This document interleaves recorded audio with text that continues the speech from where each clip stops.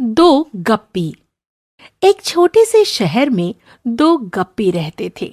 दूर की हाँकने वाले, अपने को सबसे बड़ा बताने वाले। एक दिन दोनों में ठन गई, देखें कौन बड़ा गप्पी है।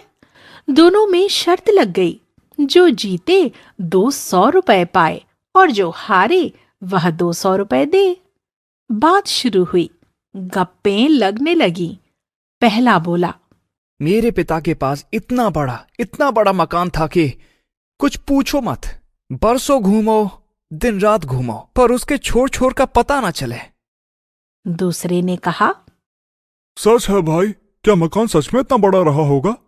उसे मालूम था कि पहला गप्पी एकदम झूठ बोल रहा है, लेकिन शर्त यही थी कि कोई किसी को झूठा नहीं कहेगा, नहीं तो शर्त हार जाएगा।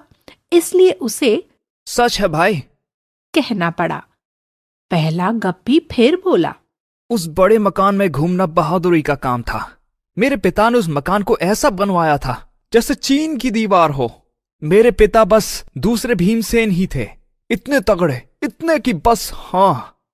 दूसरा गप्पी बोला, भाई मेरे पिता के पास इतना लंबा बांस था कि कुछ पूछो मत। इतना लंबा कि तुम्हारे पिता के मकान के इस सिरे से डालो तो दूसरे सिरे से निकल जाए और फिर भी बच जाए।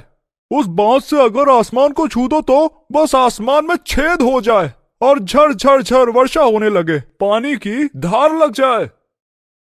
पहले गप्पी ने कहा, ठीक है भाई, ठीक है, अब मेरी सुनो। मेरे पिता जब उस मकान से निकले तो उन्हें मिल गई एक घोड़ी। घोड़ी क्या थी? बछेड़ी थी, हवा से बातें करती थी, उड़ी सो उड़ी, कहो दुनिया का चक्कर मारा है। हाँ, तो पिता थे मेरे घोड़ी पर सवार, और तभी किसी कौवे ने बीट कर दी घोड़ी पर और उग आया उस पर पीपल का पेड़। मेरे पिता तो आखिर मेरे पिता ही थे ना, अक्ल में भला उनकी कोई बराबरी कर सकता था। उन्होंने झट पीपल के पेड़ पर मिट्टी डाली और खेत तैयार कर उसमें ज्वार बो दी। अब बिना पानी के ज्वार बढ़े तो कैसे बढ़े? पानी बरस नहीं रहा था, लोग परेशान थे, फसलें बर्बाद हो रही थीं। बस समझो कि अकाल पड़ गया था, अकाल। तभी मेरे पिता को वह लंबा बांस याद आया जिससे तुम्हारे पिता आसमान में छेद कर पानी बरसाते थे। बस घोड़ी पर सवार मेरे पिता तुम्हारे पिता के घर पहुंचे और उन्हें पानी बरसाने के लिए मना लिया।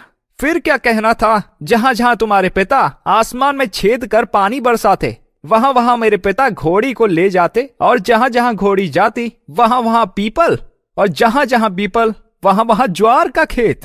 भाई मेरे, कुछ पूछो ना, ऐसी ज्वार हुई जैसे मोती सफेद झक और मोटे दाने। ज्वार क्या थी भाई, अमृत था।